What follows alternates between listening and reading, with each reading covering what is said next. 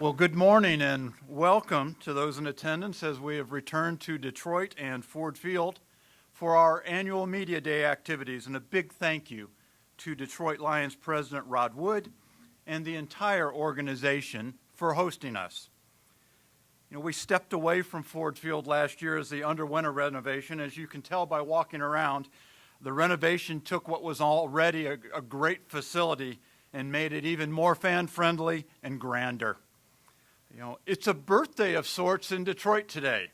On this day in 1701, Antoine de la Mothe Cadillac founded a trading post on what we now know today as Detroit. Happy birthday, Detroit, and we will look forward to returning for the Marathon Mid-American Conference Football Championship at 7 p.m. on Friday, November 30th, here at Ford Field. I want to thank the assembled media for their presence today and their continued coverage of the Mid-American Conference. I hope you have a productive day, and I look forward to seeing you around the various games and events this year. Among the special guests with us are College Football Playoff Executive Director Bill Hancock, College Football Officiating National Coordinator of Officials Rogers Redding, and Football Bowl Association Executive Director Wright Waters. You honor us with your presence, and thank you for your efforts to advance college football. Let me also take a moment to welcome a few new folks to the conference family. Kent State head football coach Sean Lewis, Ball State Director of Athletics Beth Getz, and Buffalo Director of Athletics Mark Allnutt. Welcome to Maction, and I look forward to your contributions to the grand legacy of this league. I believe it is important that as we begin to look forward, in this case to the 2018-19 year, that we also look back so that we can put context around where we have been and where we are going. The trajectory of the Mid-American Conference continues in an upward and positive fashion and speaks to the depth and strength of our league, not only in football, but across our entire portfolio. During the 2017-18 academic year, we saw Miami defeat Stanford in the NCAA field hockey tournament. In men's soccer, Akron and Western Michigan reached the NCAA round of 16, and Akron went on to the College Cup. Akron's João Moutinho was the National Freshman of the Year. In women's hoops, the conference finished the year 8th in the RPI and saw two teams storm into the Sweet 16, with Buffalo winning at Florida State and Central Michigan winning at Big Ten regular season and tournament champion Ohio State to move on. In men's basketball, the conference earned an RPI of 10 and saw the Mid-American Conference champion Buffalo defeat Pac-12 regular season and tournament champion Arizona to advance to the round of 32. In wrestling, the Mid-American Conference was a top 3 conference and produced 6 All-Americans. Additionally, the conference hosted the NCAA Division I Wrestling Championships at Quicken Loans Arena in Cleveland, setting NCAA records for overall attendance and single-session attendance. Ohio advanced to the finals of the NCAA Regional in softball, and in women's golf, Kent State qualified for the NCAA Finals and advanced to match play for the second consecutive year, with the Flashes finishing 8th in the country. And in men's golf, Kent State advanced to the finals, placing 10th in the country. In football, I point to just a few notable wins from last year. They include Eastern Michigan recording its first Big Ten victory with a win on the road at Rutgers, and Northern Illinois went into Lincoln and defeated Nebraska. Buffalo defeated Conference USA champion Florida Atlantic, and NIU's Sutton Smith was a consensus All-American.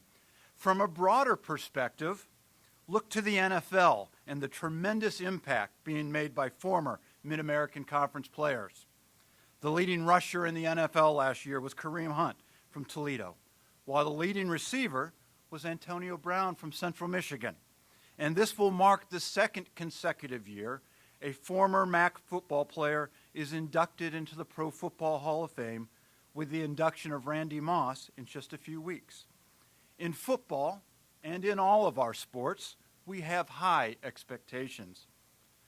I want to commend Northern Illinois University and Miami University for the creation of the Mallory Cup, which will go to the winner of the football game between those two institutions.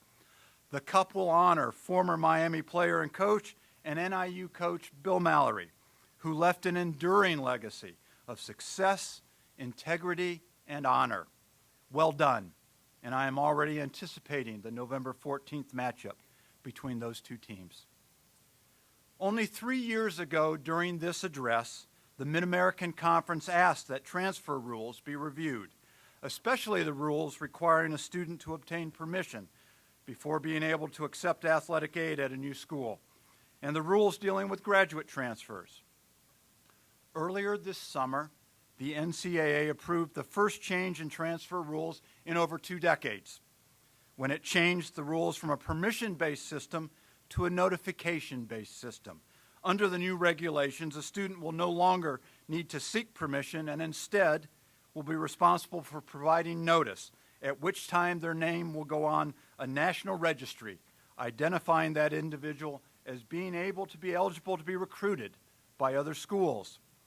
Institutions may require that student to have a meeting with the head coach or their designee before the student's name is placed on that notification registry, and further work remains to be done around the issues of graduate transfers.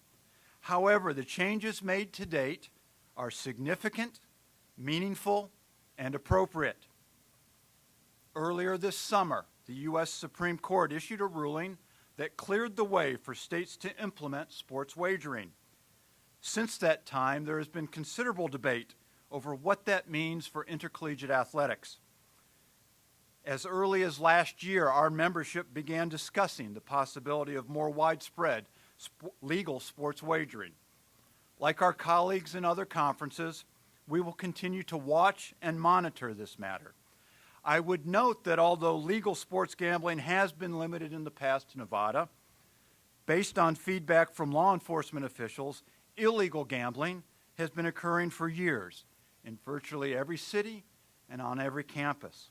In 2017, $4.8 billion was wagered with Nevada sports books.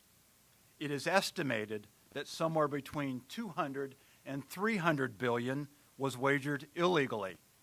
My point is that sports gambling has been occurring legally and illegally, and as more states add sports wagering, this should bring additional transparency and sunshine to this enterprise, as states and sports books have a huge interest in ensuring the legitimacy of our events.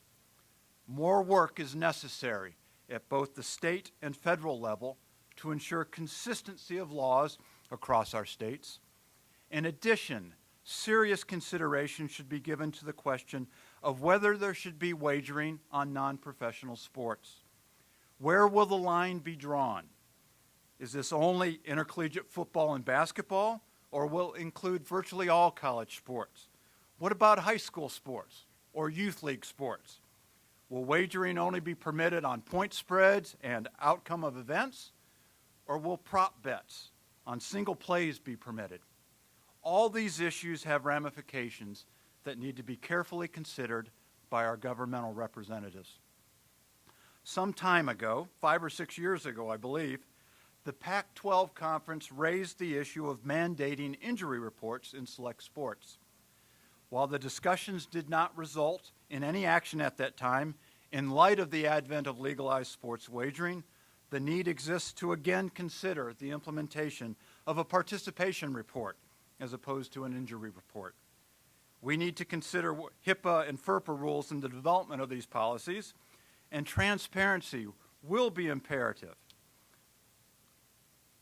Again, it is critical that our states take a leading role in helping us ensure the integrity of these events. We appreciate the efforts of our national television partners, ESPN and CBS Sports Network, to bring MACtion to our fan base across the country. The debut of ESPN Plus provides another way in which to bring content to our fans through this direct-to-consumer innovative platform, and offers another avenue for delivering more Mid-American Conference content. ESPN will be here today, and we'll have an area over here to the left with Paul Melvin. Media, I would encourage you to stop by to learn more about ESPN+. Last year I spoke about the need to tighten up the administration of games to improve game flow and reduce game time. The Mid-American Conference set a goal of having an average time of 3:20 or less, which required that we trim almost 6 minutes from our game times. I am pleased to note that last year our average game time was 3:20. This is the result of a joint effort by coaches, players, officials, and event staff, getting the ball ready for play quicker, starting the second half when the clock hit double zeros. All were positive changes.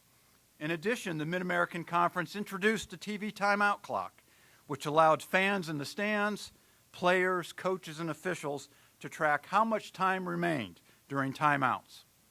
The result was that teams returned to the field in a more timely fashion, and games resumed quicker.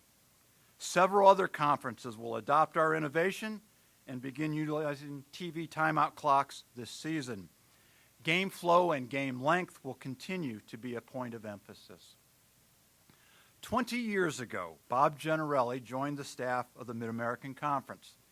He brought a great deal of experience with him as a student assistant in the Sports Information Office at Texas, as an SID at 2 Final Fours with Houston, and in starting up the Alamo Bowl in San Antonio.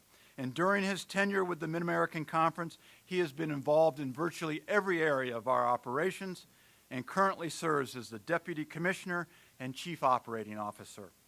I am appreciative of his efforts on behalf of our membership and want to thank him for his continuing service to the Mid-American Conference. Bob, thank you.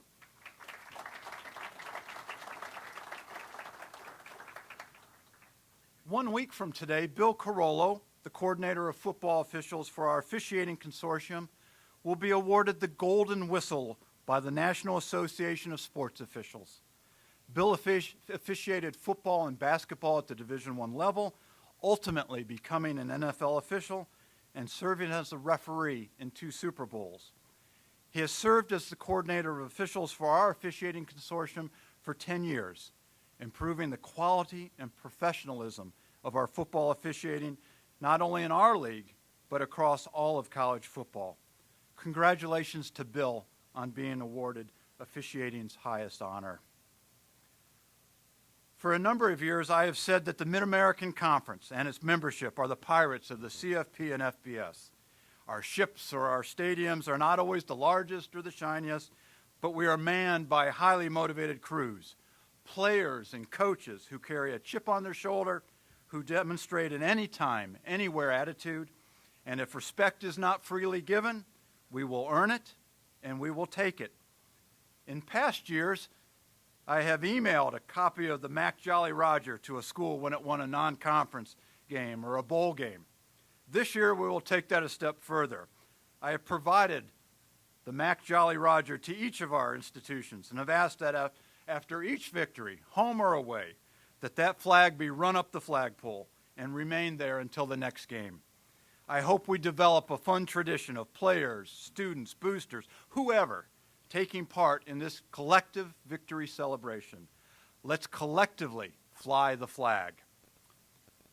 Dan Gilbert is the ultra-successful founder and chairman of Quicken Loans and numerous other companies, as well as the owner of the Cleveland Cavaliers.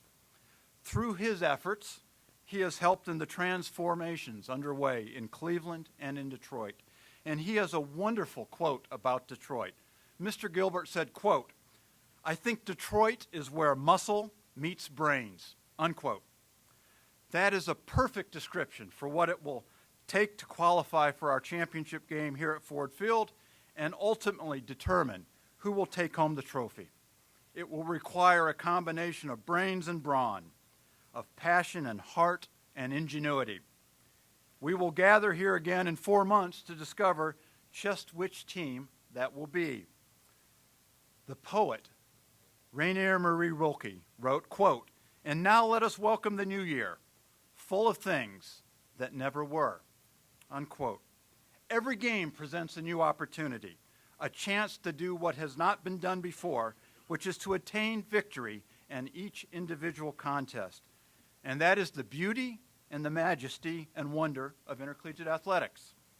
Here is to the new year and the continued and even greater achievements of the students and teams of the Mid-American Conference. I look forward to many opportunities to fly the flag.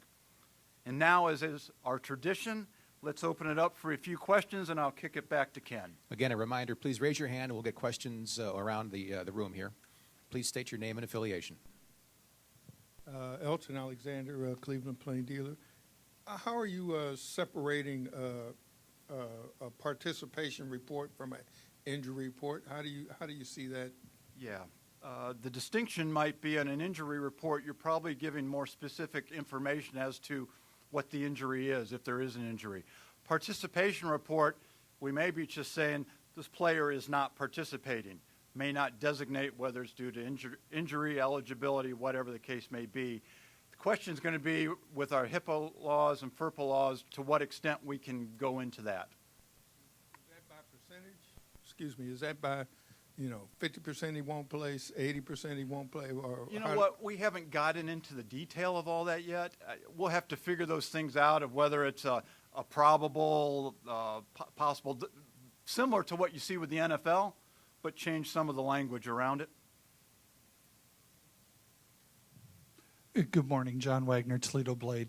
A two-parter, if you don't mind. First, if you would talk a little bit, we see the American Athletic Conference branding themselves as a Power Six. Your reaction when you hear and see that? Oh, a couple of thoughts come to mind. I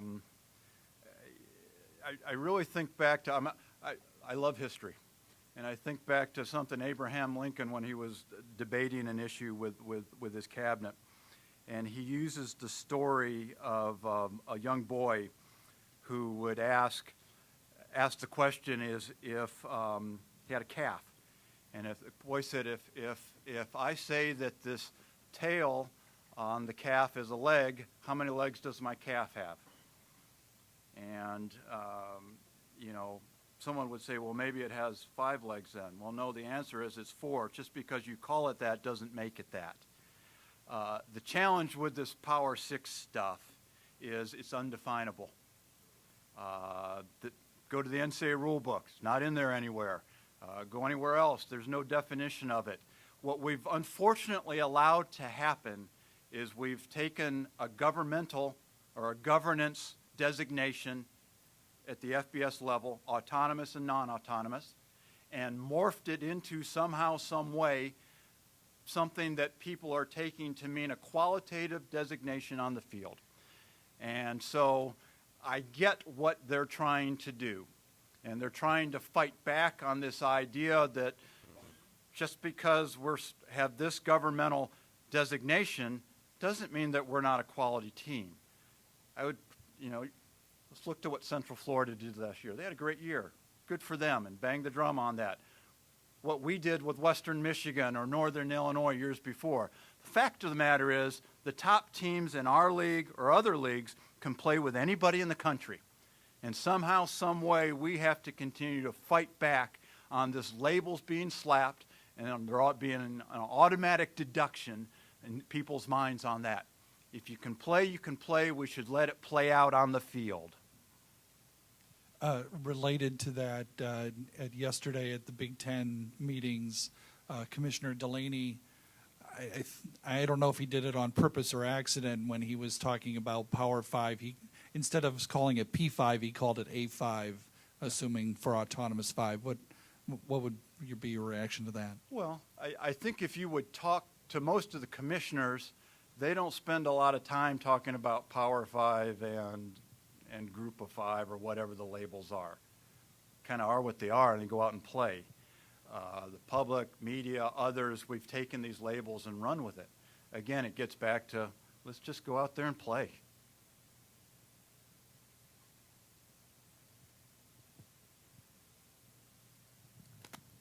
Alan Moff with the Record Courier. There's a lot of pros and cons with the midweek games.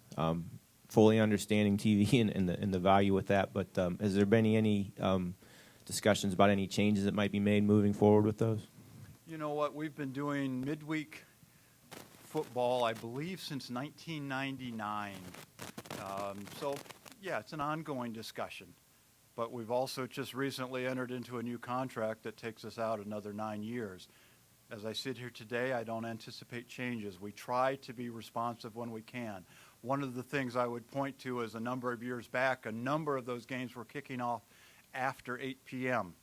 It's tough on we know it can be challenging on a weeknight. We know it can be challenging late on a weeknight.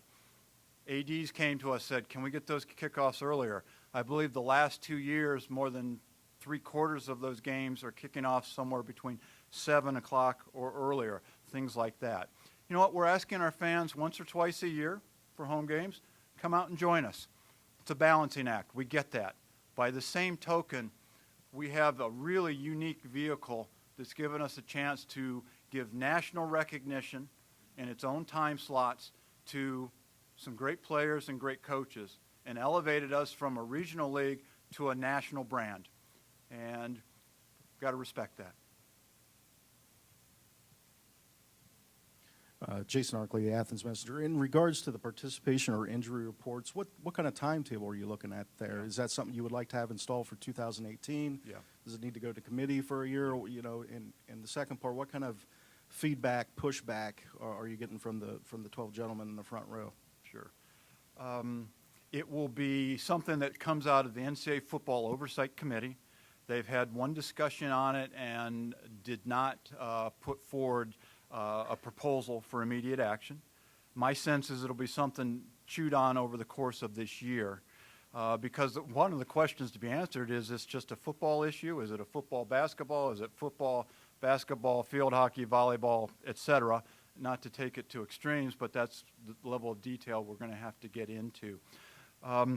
We started talking about this, again, over a year ago. We talked about it again yesterday in the coaches' room. When I raised the issue, none of the coaches jumped on the table. Don't know whether that means they like it or don't like it. My sense would be, and you'll have a chance to talk with them, if everybody is doing it, they'll be okay with that. If it's something different, it might be a different answer. I would note the ACC currently does an injury report, a participation report on a voluntary basis right now. Dave Garicki, Detroit News. I know that you just said let them all play on the field. Earlier, Jim Harbaugh, Michigan coach, was talking about the college football playoff and how he'd like to see it go to 8 teams and then possibly 16. Could you talk about that, especially Western Michigan a couple of years ago, Central Florida? And, I mean, if you look at Ohio University's schedule this year, you know, they got Cincinnati and Virginia as non-conference. They could be that type of team. What do you think about expansion? I may have to ask Bill Hancock to walk outside first before we dive too deep into this. But you know what? I get, and in some ways I admire the fact that people want to grow it.